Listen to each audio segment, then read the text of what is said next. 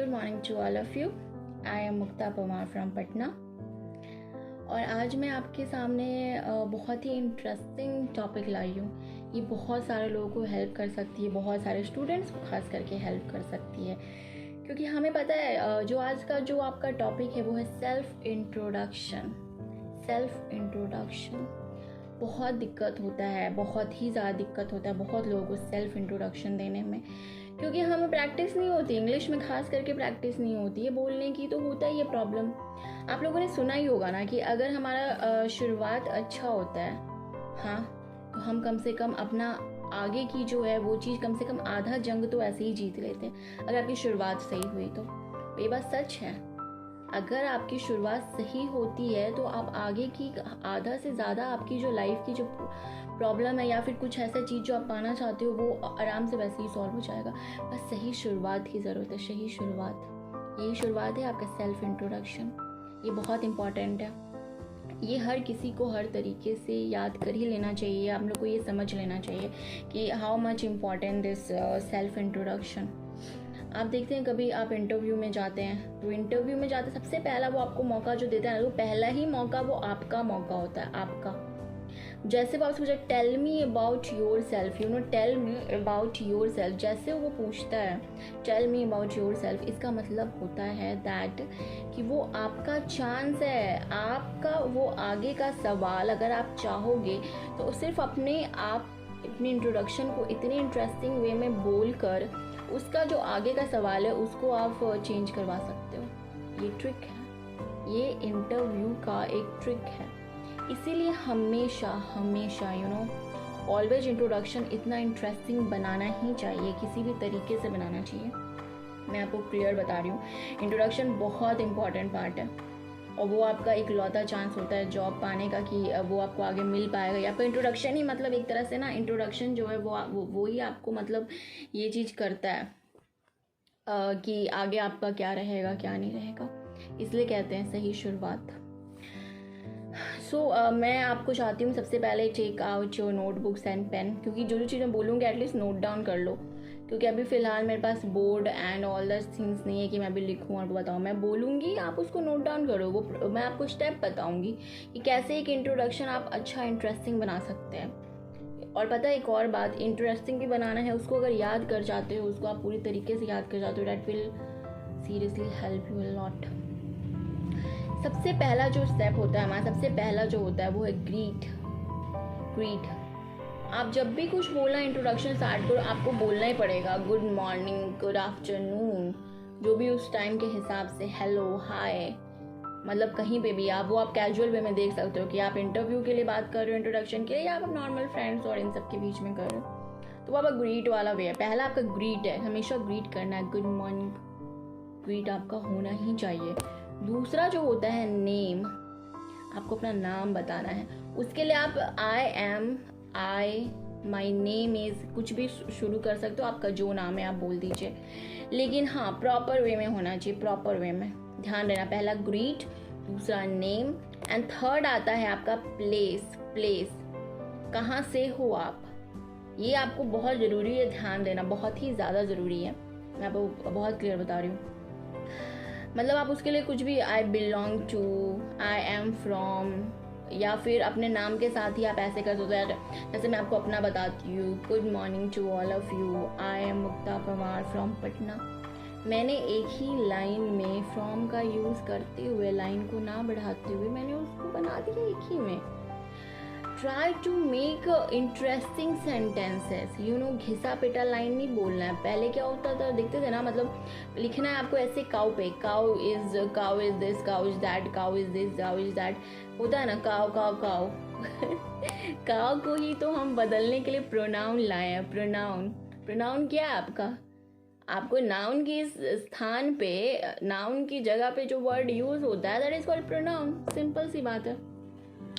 तो इसीलिए हमेशा सेंटेंस को क्रिएटिव बनाने की कोशिश कीजिए। क्रिएटिव आपको वही प्रोनाउन के यूजेस हो जाएंगे, वर्ब के अच्छे यूजेस हो सकते हैं, अच्छे अच्छे वर्ड्स हो जाएंगे। दैट्स मतलब इंग्लिश और इंग्लिश के लाइंस आपके हाथ में है यार, आपके हाथ में। आप बहुत अच्छे से एक आसान सा भी हर तरीके से, क्योंकि आपको पता है अगर इंग्लिश आए ना आए, लेकिन अगर इंट्रोडक्शन याद कर लेते हो और इंट्रोडक्शन एकदम प्रॉपर बोल देते हो with correct pronunciation, then you know सामने वाला ऐसे ही हक्का बक्का रह जाए, अगर इसको तो बहुत आता है। अब मैं इंग्लिश में नहीं बात करूँगा, मैं आपको बता रही हूँ दिस इज़ द ट्रिक, और ये ट्रिक काम करता है क्योंकि मैं आपको पर्सनल एक्सपीरियंस से भी बोल रही हूँ, इस वजह से बोल रही हूँ। तो हम कहाँ थे? पहला था हमारा ग्रीट, दूसरा था नेम और तीसरा था प्लेस। उसके बाद आता है फैमिली को भी आपको करना है that apart from my parents I have 2 brothers और sisters, वट एवर। ऐसा अब इतना नहीं करना है that my father name is this, my mother name is this, my brother name is this. अगर आपके 10 भाई बहन तो 10 भाई का भी नाम बोल देंगे। फिर अगर मम्मी पापा दादा नानी, इतना नहीं। इंट्रोडक्शन आपका है, दिमाग से ये भटकाना मत कि इंट्रोडक्शन मेरा नहीं है बल्कि मेरी फैमिली का है और उसको इंटरेस्ट है आपको पूरे खानदान को जानने में।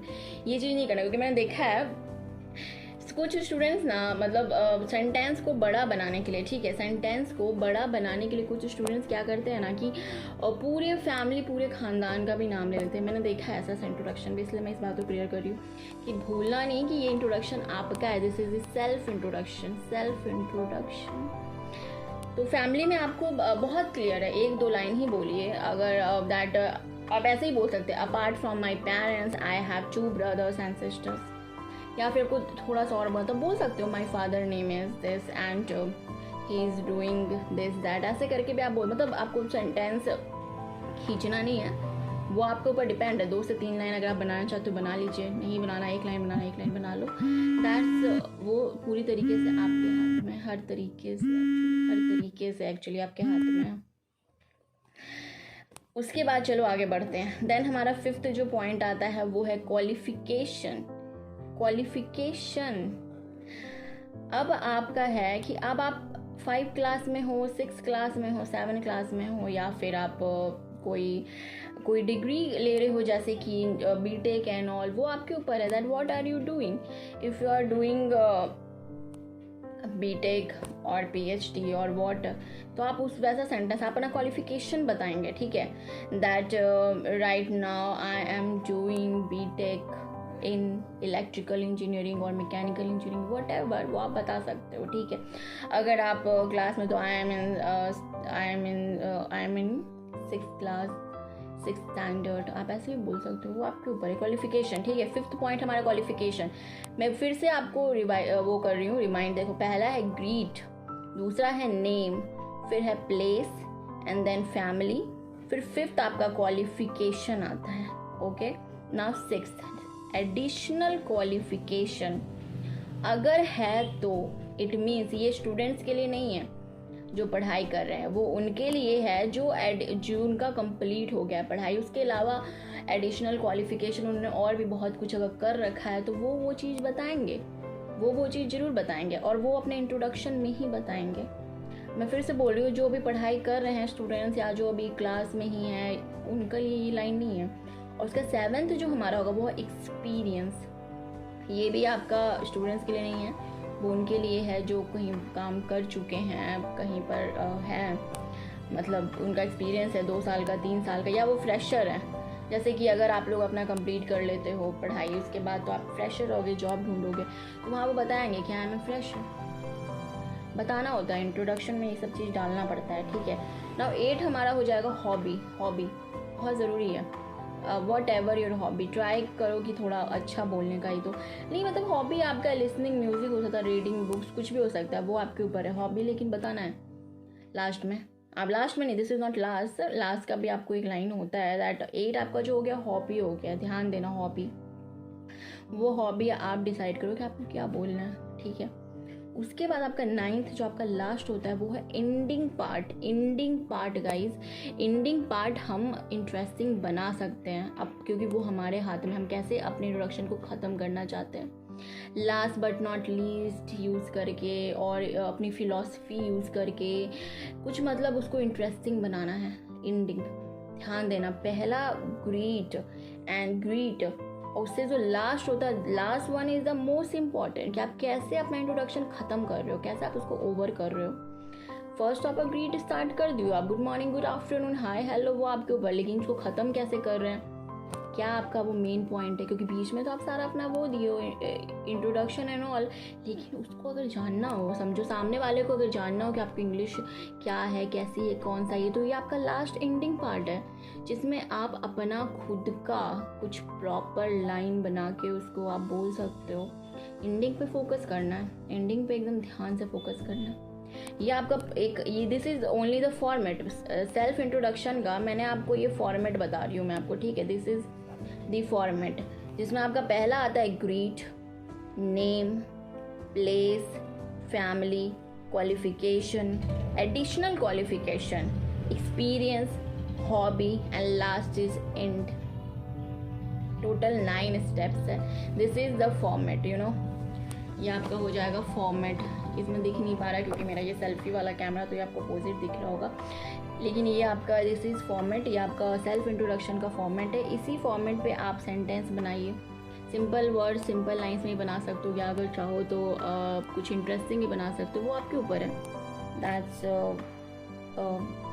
डिपेंड्स ऑन यू कि आप अपने इंट्रोडक्शन को कैसे कर सकते, but this is this format, ये आपका करेक्ट फॉर्मेट है। इस पर अगर आप एक इंट्रोडक्शन रेडी कीजिए, अब अगर इस वीडियो को आपने देखा है तो अब इसको, इस पूरे को ना एक, अब उस फॉर्मेट को लेकर अब सेंटेंस बनाओ, सेंटेंस को चेक करवाओ किसी से।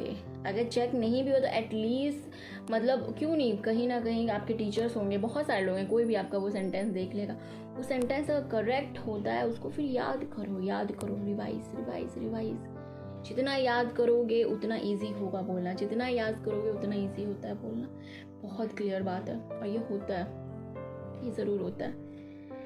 ओके स्टूडेंट्स, तो इसी के साथ टाटा बाय बाय। अब ये लास्ट है, मतलब अभी के लिए इतना ही रहने देते हैं, आगे देखते हैं क्या मैं आपके लिए और ला सकती हूँ वीडियो में। मैं इसको फॉर्मेट को मैं लिख के भी लाऊंगी, ठीक है। मैं इस फॉर्मेट के ऊपर एक प्रॉपर एक वीडियो बनाऊंगी जिसमें मैंने अपना खुद का इंट्रोडक्शन लिखा हुआ है, ताकि उससे थोड़ा आपको भी हेल्प मिल जाए। वो मैं आगे वीडियो में ट्राई नहीं बल्कि मैं ऐसा लाऊंगी।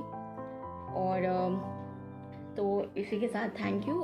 हाँ, इसके साथ में एक और बात, अभी तो लॉकडाउन चल रहा है, ऊपर से आप देख ही रहे हो कैसा है। मैं चाहती हूँ ना कि आप स्टूडेंट्स लोग कुछ क्रिएटिव कीजिए, या हर कोई इंसान, क्योंकि लॉकडाउन को बोरिंग करने से बेटर है, मुझे ऐसा खुद लगता है कि लॉकडाउन को बोरिंग करने से बेटर है आप इसको इंटरेस्टिंग बनाइए, देखिए आप क्या कर सकते हैं।